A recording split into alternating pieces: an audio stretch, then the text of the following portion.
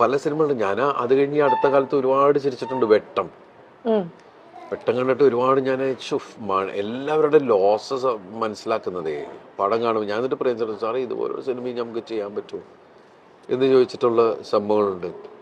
ഒരുപാട് ചിരിച്ചാണ് അത് കണ്ടത്. പിന്നെ ഞാൻ ചെയ്തതിൽ ഞാൻ ഇടയ്ക്കിടയ്ക്ക് ആലോചിച്ച് ചിരിച്ചിട്ടുള്ളത് കിങ് ലെയറിൽ ഒരുപാട് സാധനങ്ങളുണ്ട്. കിങ് ലെയറിൽ ഒന്നാമത് ഈ ബാലുവും ഞാനും കൂടെയുള്ള കോമ്പിനേഷൻ എനിക്ക് ഇഷ്ടപ്പെട്ടത് തന്നെയായിരുന്നു. പിന്നീട് ഞങ്ങൾ അങ്ങനെ ചെയ്യാനുള്ളൊരു സിനിമകൾ ഒത്തു വന്നില്ല. അപ്പോൾ കാരണം അവൻ ലോക്കൽ സാധനങ്ങൾ വെച്ച് കളിക്കും, ബഹുമിടുക്കനാ. അതും ഓവർഡു ഒന്നും ചെയ്യത്തില്ല. അത് നമ്മള് പറയില്ലേ മറ്റതിനെ കുറിച്ച് എന്നൊക്കെ പറഞ്ഞിട്ട് വലിയ അവർക്ക് പറയാ പറഞ്ഞു കൊടുക്കും. നമ്മളൊരു ഇട്ടു പോയതാണ്, എനിക്കറിഞ്ഞൂടെ അതിനെ കുറിച്ചൊന്നും. പറഞ്ഞു കൊടുക്കുന്ന പറയുമ്പോൾ ഒരു നോട്ടമുണ്ട്. അത് കഴിഞ്ഞ് ഇവനോടത്ത് ഇവനെല്ലാം ഓവറാക്കുക, മഹാത്മാഗാന്ധിയുടെ കൂടെയുള്ള പടം വരെ ഉണ്ടാക്കുക, ഫോട്ടോഷോപ്പ് ചെയ്യാം എന്നൊക്കെ പറയുന്നത്. പിന്നെ എനിക്ക് അതിനകത്ത് ഞാൻ പൊട്ടി ചിരിച്ചോട്ട് ഞാൻ ഇടയ്ക്ക് ആലോചിക്കും, റിയൽ ലൈഫിൽ അങ്ങനെ ഒരാള് ഒരു ഓഫീസ് റൂമിൽ കുറച്ചു നേരം ഇരിക്കാനൊരു ഇത് കൊടുത്തതാ. അയാൾ എത്രയോ രാത്രികൾ ഉറക്കൊളച്ചുണ്ടാക്കിയ പ്രോജക്ട് റിപ്പോർട്ടൊക്കെ മറ്റൊരു മുമ്പിൽ ആളായിട്ട് കീറിക്കളയുക, അയാളെ പുറത്താക്കുക, പറയും. എന്ത് സ്വഭാവം. എനിക്ക് കിങ് ലെയറിന്റെ ഒക്കെ ഇന്റർവെൽ സീക്വൻസ് എന്നൊക്കെ പറഞ്ഞാല് ഒരാളെ അങ്ങോട്ട് ഇല്ലാണ്ടാക്കാന്ന് പറഞ്ഞുള്ളൊരു സാധനമൊക്കെ ഉണ്ടല്ലോ, ഭയങ്കര രസം. അപ്പൊ അങ്ങനെയൊക്കെ നമ്മൾ അതൊക്കെ മാറിയെന്ന് നമ്മളിങ്ങനെ ചിന്തിക്കുന്നത്. പല സിനിമകളും പല രീതികളാണ്. ഞാൻ എല്ലാവരുടെ തമാശയുള്ള എല്ലാ സിനിമകളും, തമാശ ഉള്ളതിലല്ല, പറ്റാവുന്ന സമയത്ത് എല്ലാ സിനിമകളും കാണുകയും ചെയ്യും. എനിക്ക് ഇഷ്ടപ്പെട്ട ഞാൻ അവരൊക്കെ വിളിച്ച് പറയുകയും ചെയ്യും. അല്ല കല്യാണരാമനൊക്കെ ഞങ്ങളുടെ പേഴ്സണൽ ഫേവറേറ്റില് എത്രയോ കുറെ ആൾക്കാർ പറഞ്ഞു കല്യാണരാമൻ പാണ്ടിപ്പട കുതിരപ്പുറത്ത് ഇങ്ങനെ നടക്കുള്ള കുതിര, അങ്ങടും ഇല്ല ഇങ്ങടും ഇല്ലാണ്ട് നടക്കണ പോലത്തെ ഒരുപാട് സാധനം നമ്മളന്ന് ഞാൻ അശ്വൻ ചേട്ടനോട് ഡബ് ചെയ്ത് കയറ്റൊക്കെ ചെയ്തതാ. അല്ല ഈ കല്യാണരാമനിലൊക്കെ ഒരു സീൻ എടുത്താൽ നമ്മളിപ്പോ എണ്ണിയാൽ 20 ഇത് കൗണ്ടേഴ്സ് എങ്കിലും കാണും.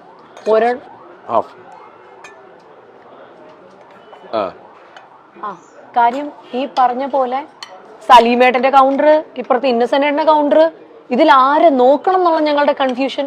പുറത്ത് ഈ പറഞ്ഞ ലാലു അലക്സ് സാർ നിൽക്കുന്നു, ലാലേട്ടൻ നിൽക്കുന്നു, ദിലീപേട്ടൻ നിൽക്കുന്നു, ഇങ്ങനെ നിന്ന് കത്തിക്കുക.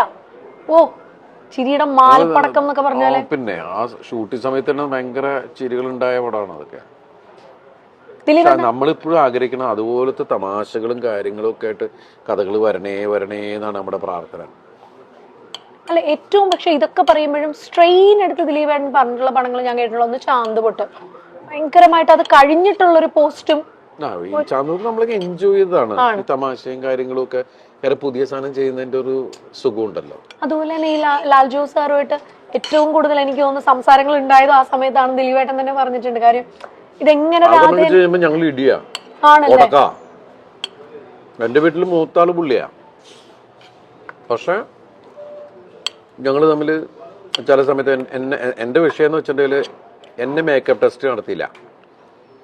എന്നെ വിശ്വസിച്ച് ഞാനും അതൊക്കെ കറക്റ്റ് സമയത്ത് ചെയ്യുന്നുള്ള വിശ്വാസത്തിൽ അവരിയ്ക്കണേ. ഇവർ ലൊക്കേഷൻ നോക്കാൻ പോണു, ഇവരത് ചെയ്യണു ഇത് ചെയ്യണു, എന്തുകൊണ്ട് എന്റെ ക്യാരക്ടറിനെ സ്കെച്ച് ചെയ്തില്ല, എന്തുകൊണ്ട് എന്നോട് സംസാരിക്കാൻ വരുന്നില്ല എന്നൊക്കെയുള്ളതാണ് എന്റെ പ്രശ്നം. അപ്പൊ ഇവര് വിചാരിക്കണെന്ന് വെച്ചിട്ടുണ്ടെങ്കിൽ ഞാൻ അവനത് നോക്കിക്കോളും എന്നുള്ളതിൽ അവരിയ്ക്കണേ. എന്നിട്ട് ഞാൻ വെച്ചിട്ടുണ്ടെങ്കിൽ ഒരു ദിവസം ഞാൻ തന്നെ ഗൾഫ് ഗേറ്റിന്റെ ഒരു വിഗൊക്കെ റെഡിയാക്കി വിളിച്ച് കൊണ്ടുവന്ന് കട്ട് ചെയ്തൊക്കെ റെഡിയാക്കി. കാരണം എനിക്ക് മനസ്സിലായി ഇത് എന്റെ തലയിലേക്ക് എന്നാണെന്ന്. എന്നിട്ട് ഞാൻ വെച്ചാൽ ആദ്യമായിട്ട് ഞാൻ ആ മേക്കപ്പ് ചെയ്ത് ചെല്ലുന്നത് രാജൻ പിതാവിന്റെ മുമ്പിലാണ്. രാജേട്ടനും ഞാനും അന്ന് വേറെ ഏതൊരു സിനിമ ചെയ്യാം. ആ സമയത്ത് രാജേട്ടന്റെ മുമ്പിൽ ഞാൻ ചെന്നു വെച്ചാണ്. രാജേട്ടൻ ചിരിച്ചിരിച്ച് ഇതിപ്പോഴും ഓർമ്മയുണ്ട്. നമ്മള് കെട്ടിപ്പിടിച്ചോടാ, എടാ ഇത് എന്നെ മതി കേട്ടോടാ, അപ്പിയറൻസ് ഇത് എന്നെ മതി കേട്ടോടാ എന്നൊക്കെ പറഞ്ഞിട്ട് ഇതായി. അത് കഴിഞ്ഞിട്ട് പിന്നെ ഞാൻ ആരെയും കാണിക്കാനൊന്നും പോയില്ല. ഞാൻ എന്നിട്ട് അവിടെ മിണ്ടാതിരുന്നു. അത് ഞാൻ ഈ പടത്തിന്റെ ലൊക്കേഷനിൽ വരികയാണ്. അങ്ങനെ തലേദിവസം രാത്രി, നാളെ ഷൂട്ടിംഗ് ഉണ്ട് രാവിലെ, തലേദിവസം രാത്രിയെ കഴിഞ്ഞപ്പോൾ എന്നെ മേക്കപ്പ് ടെസ്റ്റായി. അവർ വിഗൊക്കെ സെറ്റ് ചെയ്തിരുന്നു. അത് വിഗൊക്കെ സെറ്റ് ചെയ്യുമ്പോൾ ഞാൻ ഈ ലോലൻ എന്നൊക്കെ പറഞ്ഞ പോലത്തെ നമ്മുടെ ഇതില്ലേ ഒരു ഹിപ്പി മുടിയൊക്കെ അങ്ങനെയൊക്കെ ഉള്ളതായിരുന്നു. വിഗ് സെറ്റായില്ല, അത് വിഗായിരുന്നു. ഇത് റിയൽ മുടി പോലെയായിരുന്നു. ശരിയായില്ല. അപ്പം അപ്പോഴാണ് ലാലു ഒക്കെ ടെൻഷനായി, പിന്നെ ഒന്നും മിണ്ടാനും പറ്റില്ല. അപ്പൊ ഞാൻ പറഞ്ഞു നിങ്ങളൊക്കെ എല്ലായിടത്തും എല്ലാ കാര്യങ്ങളും. അപ്പൊ എന്നെ ഇങ്ങനെ ശ്രദ്ധിക്കണമായിരുന്നു, ഈ കഥാപാത്രത്തിനെ അന്വേഷിക്കണം എന്നൊക്കെ പറഞ്ഞിട്ട് ഒന്നും മിണ്ടാതിരുന്നു. കാരണം രാവിലെ പിന്നെ എന്ത് ഷൂട്ട് ചെയ്യും എന്നുള്ള രീതിയിലാണ്. പിന്നെ ഈ വിഗും ഇട്ട് പണിയാൻ നോക്കുന്നു. അപ്പൊ ഞാൻ റഷ്യക്ക് എടുത്തോണ്ട്, റഷ്യക്ക് എൻ്റെ ഒരു വിഗ് ഉണ്ട്, പട്ടൺ ഷായിക്കാൻ പട്ടൺ റഷ്യക്കാണ് എൻ്റെ. അപ്പൊ ഇവര് പറഞ്ഞു വെച്ചിട്ടാണ് അവര് സെറ്റപ്പ് ചെയ്തോണ്ട്. അവരുടെ കുഴപ്പം ഇതൊന്നുമല്ല, ഇത് ചെറിയ കമ്മ്യൂണിക്കേഷന്റെ പ്രശ്നം ഇതാണ്. പക്ഷെ ഞാനന്ന് കരുതൽ നടത്തിയതുകൊണ്ട് ഞാൻ അവസാനം ഇത് എടുത്തു കൊടുത്ത്, എന്നിട്ട് റഷ്യക്ക് അവരെ കൊണ്ട് സെറ്റപ്പ് ചെയ്തപ്പോ കറക്റ്റ് ആളായി. ഞാൻ നേരത്തെ വെച്ചതിനേക്കാൾ അവര് സെറ്റപ്പ് ചെയ്യുമ്പോൾ അതിന്റെ സെറ്റപ്പ് മാറുമല്ലോ റിയൽ മേക്കമാൻ വരുമ്പോൾ.